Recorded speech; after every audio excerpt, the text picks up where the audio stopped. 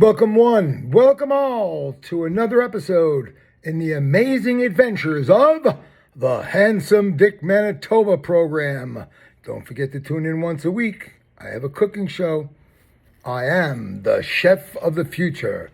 What's up there now? My first foray into the kitchen is grilled lettuce.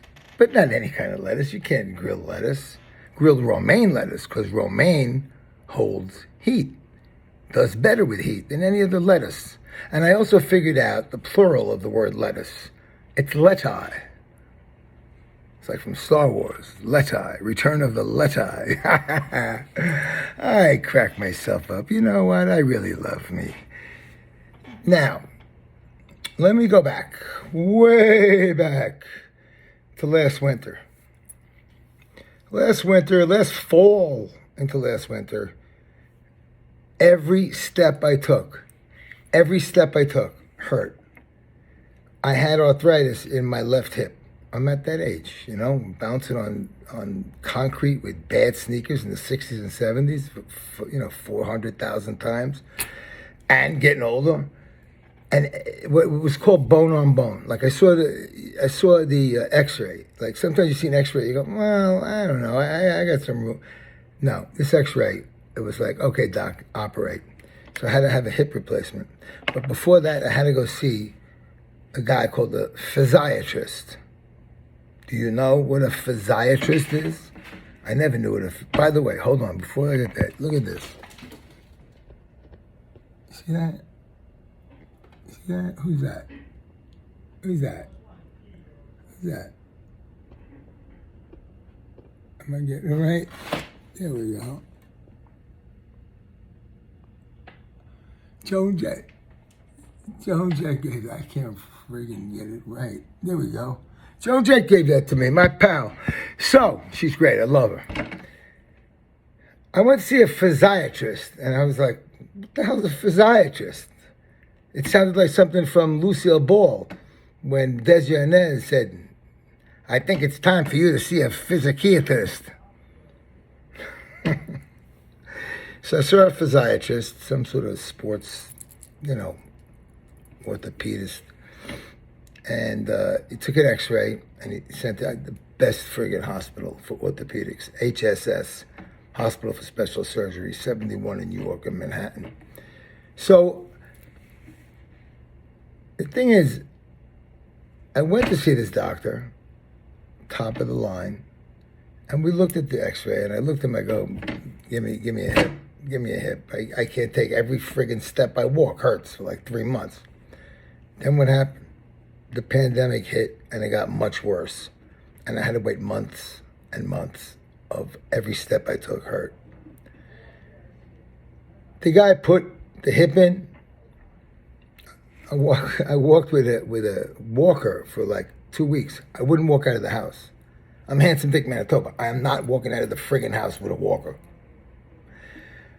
I walked out of the house with a cane, because a cane is kind of cool. You know what I mean? You get to hit someone over the head with a cane at least. You're going to hit somebody with a walker. You know what I mean? So then I had the cane for 2 to 4 weeks, and I started feeling better. And better. And better, and better. And I mean, each week there was a little bit better and better and better. It didn't take that long. It wasn't that big of a deal. After a couple of months, I started going to the gym. And I started going to the gym more often. And in the pandemic, it became something amazing. It's like things started getting better for me. Like I'd stay in the house and then I'd go crazy. So I didn't get bundled up in the winter. I just couldn't wait to get outside. I wanted freezing cold air. I wore a sweatshirt, a hat, and pants. And that's it. And shoes. That's it. And I walked around for 2 hours and did things, whatever. Met some friends, blah, blah, blah. I liked the cold air. I wanted the cold air. I needed the cold air. So this weird pandemic thing,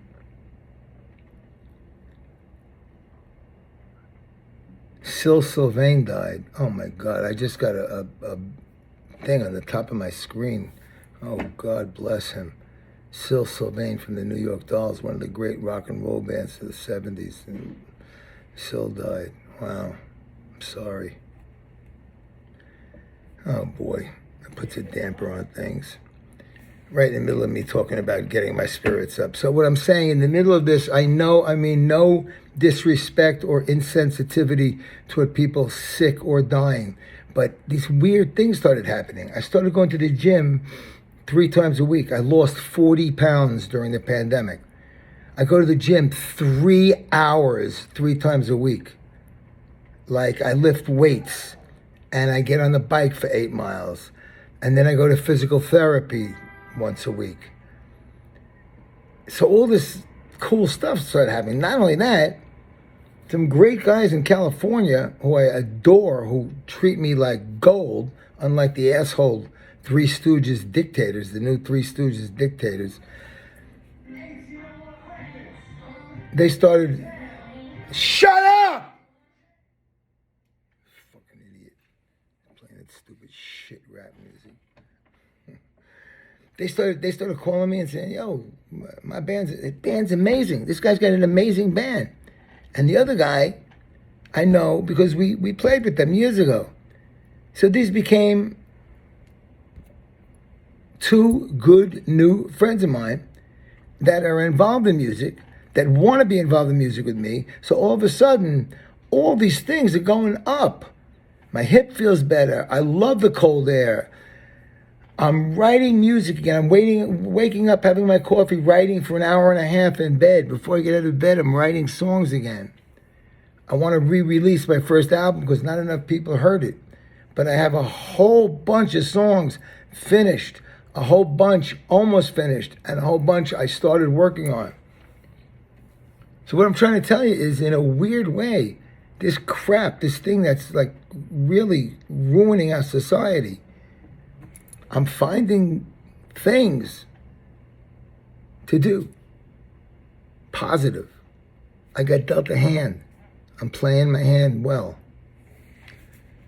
The next thing I'd like to talk about, this is just a little slice of life stuff. Today's like the 14th or the 15th, and I saw somebody in my hallway, and they said, Happy New Year. I said, Happy New Year. I'm not going to be nasty about it. Happy New Year. They say Happy New Year. It's the 15th. Okay, so if I run into somebody on the 25th and I haven't seen them since before the New Year, do I still say Happy New Year? If it's August and I haven't seen somebody since August, since January, do I say Happy New Year? Tell me the cutoff date for Happy New Year. What should be? There should be a national cutoff date on the calendar. You know, like I'm looking at my calendar. It's like Arbor Day. That's a very important holiday, Arbor Day. We have Arbor Day on the calendar. End of saying Happy New Year Day. I want a day like that because it's ridiculous. Today is the 14th of January. People saying Happy New Year. It's like everybody has a right to put up their tree or Hanukkah bush and take it down when they want.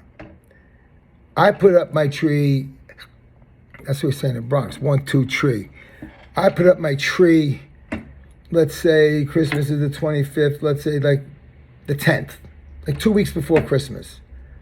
And I leave it up till like the 3rd or 4th. So I leave it up like 17 days, the 3rd or 4th. That's right. I still got a Christmas tree in my hallway, downstairs in the lobby. It's the 15th. Christmas is 25 days ago. How long are you to leave the goddamn Christmas tree up for? That's another thing that bugs me. What else bugs me? Something bugged me today. I can't remember it. I should write this shit down. Let's see. Feeling good for the Christmas tree. Oh, I got it. Two things. And they're both about online. One is, have you ever seen a woman put up one picture and then read the comments, where the comments weren't all, you look amazing, you look great, beautiful, stunning. Now, I'm not talking about close. Okay, you know what I mean? I'm talking about not good looking. You know what I mean? Like I'm an average looking guy, right? I know who I am. I see these women that are not good looking. No way. Zero chance. And they put their pictures up and everybody tells them how good looking they are. What is with the internet? What kind of poison is that? The other thing and the last thing is sometimes I spend hours trying to fix things. Like I'm trying to put a banner on my show for YouTube. Oh, I'll tell you this in a minute. So nobody answers the phone. You go online, it tells you, go to this. So I go to that. When you get there, press this. When I get there, what I press is not there. So I try like a different thing. Like I go down the list of Google. So I try this. Do this, I do that. Then go and press this, and I press this. That will take you to a page where you have to press this. Again, there is no this. I don't get it. How could there not be this when they tell you this is this? This is supposed to be there. You're supposed to press it. It's not there. How am I supposed to help myself? I would think internet's so easy. People say, I can help you with this. Just follow my directions. Your directions suck. They all suck. I spend hours on the phone trying to fix that stuff. The only people who help you fix stuff are Amazon and, of course, Apple. Apple's charging ridiculous. I got to wean myself off of a lot of their things. But those are things that like, you know, I mean, I'm not a male chauvinist pig. I'm not anti-woman. I don't see a lot of guys putting up pictures where everybody goes like you're a hunk, you're gorgeous. Not a lot, you know, but every friggin' woman is gorgeous. And did you notice? I did, because I get this line of women. You know, I belong to like all these women clubs, all these women things. By the way, I belong to this Nancy and Sluggo club. It's the comic strip from the 40s, Nancy and Sluggo. I'm obsessed. Someone told me Patti Smith was obsessed too. But here's the thing about women. I wonder in LA if they all go to the same plastic surgeon. They all have big, beautiful, perfect lips. They all have, if they're thin, beautiful, round, perky breasts. And the most amazing thing is that curvature from the bottom of their back into their impossibly round ass. It can't be.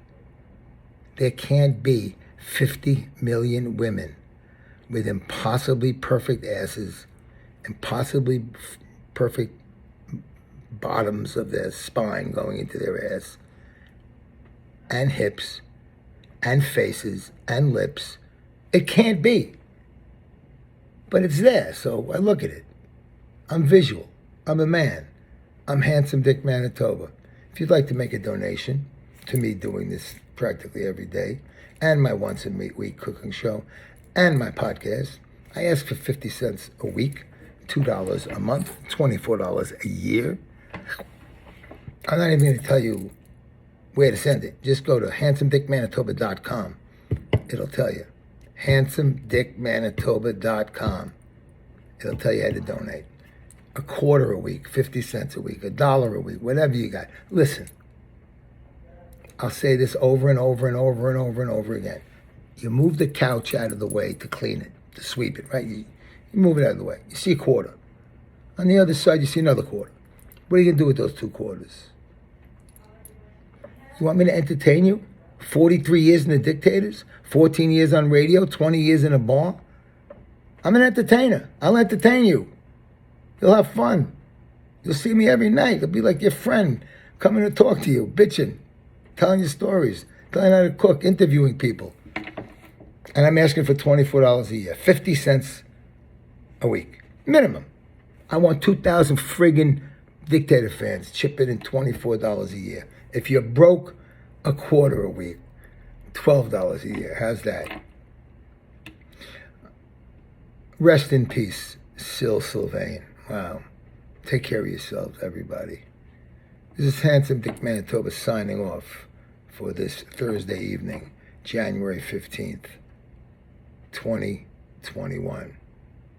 Take it easy.